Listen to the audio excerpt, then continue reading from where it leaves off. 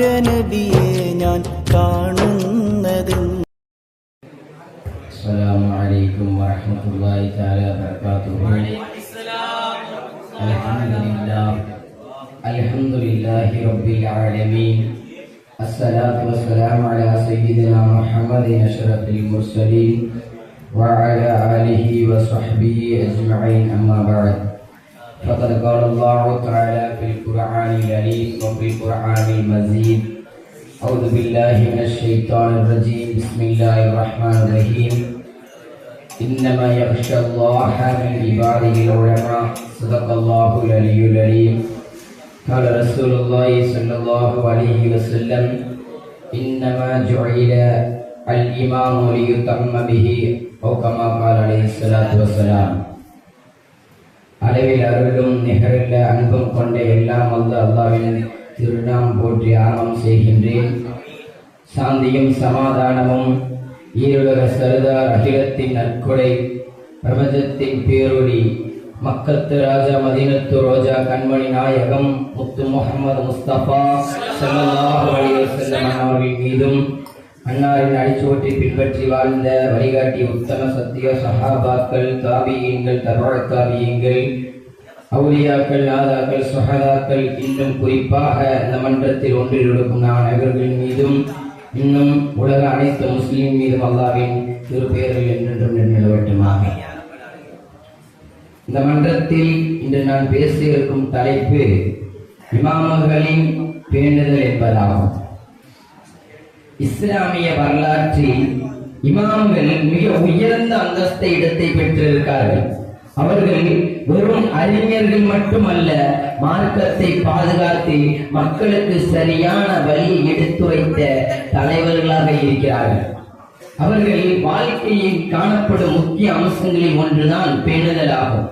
உதாரணமாக சொன்னால் இமாம் அபூ ஹனீஃபா ரஹ்மத்துல்லாஹி அலைஹி, இமாம் ஷாஃபி ரஹ்மத்துல்லாஹி அலைஹி, இமாம் மாலிக் ரஹ்மத்துல்லாஹி அலைஹி, இமாம் அஹ்மத் பின் ஹம்பல் ரஹ்மத்துல்லாஹி அலைஹி போன்ற இமாம்கள் எண்ணற்ற கஷ்டங்களை சந்தித்து மார்க்கத்தை பாதுகாத்து பேணிக்கையாக வாழ்ந்தார்கள். நபி ஸல்லல்லாஹு அலைஹி வஸல்லம் அவர்கள் சொல்வார்கள்: யஅதி அலன் நாஸி ஸமானுன் லா யுபாலில் மர்உ மா அகத மின்ஹு அமினல் ஹலாலி ஹம்மினல் ஹராம். ஒரு காலம் வரும், அந்த காலத்தில் மக்கள் தான் சம்பாதிப்பதை ஹலாலா ஹராமா என்று யோசிக்க மாட்டார்கள், ஒரு பொருட்டாக எடுத்துக்கொள்ள மாட்டார்கள். சம்பாதித்தால் போதும், எதையோ வாழ்வாதாரத்துக்கு தேடிக்கொண்டால் போதும், ஹலாலா ஹராமா என்று பார்க்கக்கூடிய நிலையில் மக்கள் இருக்க மாட்டார்கள். அப்படி ஒரு காலம் வரும் என்று சொன்னார்கள் நபி ஸல்லல்லாஹு அலைஹி வஸல்லம் அவர்கள். அப்படி ஒரு காலத்தில் தான் வாழ்ந்து கொண்டிருக்கிறோம் என்று பயம் இருக்கிறது இன்றைக்கு. அப்போ நமக்கு எல்லாம் தெரியும், அபூ ஹனீஃபா ரஹ்மத்துல்லாஹி அலைஹி அவர்கள் ஒரு புறம் மார்க்க சேவை செய்து கொண்டிருந்தாலும் இன்னொரு புறத்தில் அவருடைய வாழ்வாதாரத்திற்காக வேண்டி ஜவுளி வியாபாரம் செய்து கொண்டிருந்தார்கள். அபூ ஹனீஃபா ரஹ்மத்துல்லாஹி அலைஹி அவர்கள் ஒரு தடவை பசாராவில் இருக்கக்கூடிய தன்னுடைய நண்பருக்கு இங்கிருந்து சரக்கை அனுப்பி கொடுத்து விடுவார்கள். அவர் உழைப்பின் மூலமாக விற்று அவர் ஒரு லாபத்தை எடுத்துக்கொண்டு இன்னொரு லாபத்தை கொண்டு வந்து அபூ ஹனீஃபா ரஹ்மத்துல்லாஹி அவர்களிடத்தில் கொடுப்பார்கள். இந்த சம்பவத்தில் சொல்வார்கள், அபூ ஹனீஃபா ரஹ்மத்துல்லாஹி அவர்கள் என்ன செய்கிறார்கள் என்றால், கிட்டத்தட்ட 30 துணி உயர்தரமான பட்டு ஆடை உள்ள ஒரு பெரிய ரோலை பார்சல் பண்ணி பசாராவுக்கு அனுப்பி விடுவார்கள். அனுப்புவது மட்டுமல்ல, அதனுடன் ஒரு கடிதத்தையும் எழுதுவார்கள். கிட்டத்தட்ட அதில் ஒரு 30 துணி வச்சிருக்கேன், ஆனால் அதுல ஒரு துணி மட்டும் குறைபாடா கிழிந்திருக்குது, நீ விற்கக்கூடிய வாடிக்கையாளரிடத்தில் உண்மையை சொல்லி மறக்காம விற்கணும் என்று ஒரு லெட்டரை அவருடைய நண்பருக்கு அபூ ஹனீஃபா ரஹ்மத்துல்லாஹி அவர்கள் எழுதுவார்கள். அந்த பார்சலும் போய் சேர்ந்து விடும், அதை அவர்கள் விற்றும் விடுவார்கள். பெரிய லாபத்தை எடுத்துக்கொண்டு அபூ ஹனீஃபா ரஹ்மத்துல்லாஹி அவர்களை சந்திக்க வருவார்கள். கிட்டத்தட்ட 30,000 திர்ஹம். இன்றைக்கு இருக்கக்கூடிய காசுபடி கணக்கு போட்டு பார்த்தால் 7,80,000 ரூபாய், 85,000 ரூபாய் உள்ள திருமண லாபத்தை எடுத்துக்கொண்டு வந்து அபூ ஹனீஃபா ரஹ்மத்துல்லாஹி அவர்களிடத்தில் கொடுப்பார்கள். அப்பொழுது அபூ ஹனீஃபா ரஹ்மத்துல்லாஹி அவர்கள் கேட்பார்கள், உங்களுக்கு ஒரு கடிதம் அனுப்பினேன், அந்த கடிதத்தில் 30 துணி வைத்திருக்கின்றேன், ஆனால் ஒரு துணி மட்டும் குறைபாடாக இருக்கிறது, நீங்க விற்கக்கூடிய விற்கக்கூடிய வாடிக்கையாளருக்கு உண்மையை சொல்லி மறக்காமல் விற்க வேண்டும் என்று சொன்னேன், நீங்கள் செய்தீர்களா என்று கேட்பார்கள். அப்பொழுது அபூ ஹனீஃபா ரஹ்மத்துல்லாஹி நண்பர் சொல்வார்கள், ஐயோ நான் மறந்து விட்டேன், எல்லா பட்டு ஆடை எப்படி விற்றன அதே போன்று அதை விற்று விட்டேன் என்று சொல்வார்கள் அவருடைய நண்பர். அப்பொழுது அபூ ஹனீஃபா ரஹ்மத்துல்லாஹி அலைஹி அவர்கள் அந்த 7,80,000 ரூபாயும் எடுத்து ஏழைக்கு கொடுத்து விடுவார்கள். சிந்தித்து பார்க்கிறோம், எவ்வளவு பெரிய பேணுதல். ஹராமான சொத்தின் மீது அல்லாஹ்வின் மீது ஒரு பயம் இருந்தது என்று சொன்னால் அட்ட டைம்ல 7,80,000 ரூபாய் தூக்கி ஏழைக்கு கொடுத்திருக்கார்கள். சிந்தித்து பாருங்கள், எவ்வளவு பெரிய பேணுதல். இதே நம்மளாக இருந்தால் கிடைத்தது வரைக்கும் லாபம் என்று எடுத்து சென்றிருப்போம் அல்ஹம்துலில்லாஹ் என்று.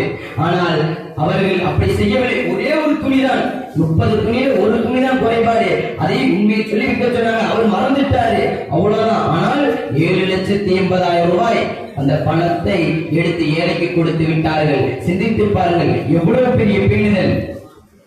அதே போன்றுதான் சாஃபி ரஹ்மத்துல்லாஹி அலைஹி அவர்களிடத்தில் ஒரு நபர் வந்து ஒரு நிக்காவுடைய ஹுக்ம் கேட்பார்கள். ஒரு பெண்ணுக்கு 2 தலை ஒரு உடம்பு, அந்த பெண்ணை நிக்கா செய்வதனுடைய ஹுக்ம் என்னவென்று வந்து ஒரு நபர் கேட்பார்கள். அப்பொழுது சாஃபி ரஹ்மத்துல்லாஹி அந்த நபரிடத்தில் கேட்பார்கள், இந்த பெண் அசலிலே இருக்கிறாள் என்று ஹுக்ம் கேட்கிறீர்களா, இல்ல இந்த பெண் இப்படி ஒரு பெண் இருந்தால் என்ன ஹுக்ம் என்று கேட்கிறாள் என்று சாஃபி அந்த நபரிடத்தில் கேட்பார்கள். அந்த நபர் சொல்வார், இல்ல அந்த பெண் மிஸ்ர் நாட்டிலே இருக்கிறாள் என்று அந்த நபர் சொல்வார். மிஸ்ரியா எங்கே என்று சாஃபி கேட்பார்கள். மிஸ்ர்ல இந்த இடத்தில் இவருடைய மகள் என்று அந்த நபர் கூறுவார். அப்பொழுது சாஃபி ரஹ்மத்துல்லாஹி அவர்கள் அப்படியா என்று கேட்டுவிட்டு மிஸ்ருக்கு கிளம்பி சென்று விடுவார்கள். சென்று அந்த பெண்ணுடைய தந்தையை சந்தித்து உங்களுடைய மகள் அப்படி இருக்கிறாளா என்று கேட்பார்கள். அப்பொழுது அந்த பெண்ணுடைய தந்தை ஆமா என்று பதிலளிப்பார். அப்பொழுது சாஃபி ரஹ்மத்துல்லாஹி அவர்கள் பெண்ணுடைய தந்தையில் சொல்வார்கள், உங்கள் கேட்பார்கள், உங்களுடைய மகளை எனக்கு நிக்கா செய்து தருவீர்களா என்று கேட்பார்கள். உடனே அந்த பெண்ணுடைய தந்தை, என்னுடைய மகளா, எனக்கு குறைபாடு உள்ள என்னுடைய பெண்ணா, நீங்க இவ்வளவு பெரிய நபர் என்பார் அந்த பெண்ணுடைய தந்தை. சாஃபி ரஹ்மத்துல்லாஹி சொல்வார்கள், கேட்பார்கள், உங்களுடைய பெண்ணை எனக்கு திருமணம் செய்து தருவீர்களா மாட்டீர்களா மட்டும் என்று கேட்பார்கள். அடுத்து அந்த பெண்ணுடைய தந்தை சொல்வார், அந்த காலத்தில் நிக்கா செய்து கொடுக்கும் பொழுது மகளாக 100 திர்ஹம் கொடுப்பார்கள் என்று அந்த பெண்ணுடைய தந்தை கூறுவார். சாஃபி இமாம் சொல்வார்கள், பரவாயில்லை நான் தருகிறேன் என்று சொல்லி திருமணம் செய்துவிட்டு அந்த பெண்ணை பார்க்க செல்கிறார்கள். பார்த்தால் 2 தலை ஒரு உடம்போடு வந்து நிற்கிறார்கள். சாஃபி இமாம் பார்த்தார்கள். பார்த்துவிட்டு அந்த பெண்ணிடத்தில் சொன்னார்கள், அம்மா உங்களை நான் திருமணம் செய்தது இப்படி ஒரு பெண் இருக்கிறார் என்று நான் அறிந்தேன், அதை என் கண் கொண்டு பார்த்து ஒக்கும்பியதற்காக வேண்டிதான் உங்களை திருமணம் செய்தேன். எனக்கு மனைவி எல்லாம் இருக்கிறார்கள், உங்களுக்கு நான் தலாக்கு சொல்லி விடுகிறேன் என்று சொல்லிட்டு உங்களுக்கு கொடுத்த 100 திர்ஹமும் மகராக நீங்களே வைத்துக் கொள் என்று சொன்னார்கள் சாஃபி ரஹ்மத்துல்லாஹி அலைஹி அவர்கள். ஆனால் அந்த பெண் இவ்வளவு பெரிய தொகையா என்றால், ஆனால் சாஃபி ரஹ்மத்துல்லாஹி அவர்கள் பரவாயில்லை நீ வைத்துக்கொள் என்று சொன்னார்கள் சாஃபி ரஹ்மத்துல்லாஹி அவர்கள். ஆனால் இந்த காலத்தில் என்னமெல்லாம் பேசுகிறார்கள் தெரியுமா? பெண் பிள்ளைகள் படித்துக் கொடுக்கணும், நேரடியா பார்த்தால்தான் படித்துக் கொடுக்கணும் என்று சொல்கிறார்கள். சட்டத்தின்படி நம்ம பேசுறத ஹுக்குமுக்கு வேண்டி பார்க்கலாம், இதெல்லாம் நம்ம படித்துக்கிட்டு இருக்கிறோம். அப்படி இருந்தும் சாஃபி இமாம் ஹுக்குமுக்கு வேண்டி பார்த்து காசு கொடுத்து நிக்கா செய்து விட்டு தலாக்கு சொல்லிட்டு வந்துட்டாங்க. எவ்வளவு பெரிய பேணுதல் இன்னைக்கு, எவ்வளவு பெரிய பேணுதல். இது நமக்கு எல்லாம் ஒரு பாடமாகும். எத்தனை அந்நிய பெண்ணை பார்க்கிறோம், தெரிஞ்சு பார்க்கிறோம், தேவையில்லாம பார்க்கிறோம். ஆனால் சாஃபி ரஹ்மத்துல்லாஹி ஒரு ஹுக்குமுக்கு வேண்டி நிக்கா இப்படி பண்ணி இருக்கிறார்கள். எவ்வளவு பெரிய பேணுதல். இமாம்களை பேணுதல் என்பது மனிதர்களை கண்மூடித்தனமாக பின்பற்றுவதல்ல, மாறாக மார்க்கத்திற்காக அவர்கள் செய்த தியாகங்களையும் சேவைகளையும் மதிப்பதாகும். எனவே அவர்களின் அறிவிலிருந்து பயன்பெற்று அவர்களுக்கு மரியாதை செலுத்தி அவர்களுக்கு துஆ செய்யும் மக்களாக நபராக நாம் இருக்க வேண்டும். எனவே அல்லாஹ் நமக்கு இமாம்களின் அறிவையும் நல்ல பண்புகளையும் பின்பற்றி பாக்கியத்தையும் தருவானாக. வாஹிரு தஅவானா அல்ஹம்துலில்லாஹி ரப்பில் ஆலமீன். அஸ்ஸலாமு அலைக்கும் வரஹ்மத்துல்லாஹி தஆலா வபரகாத்துஹு.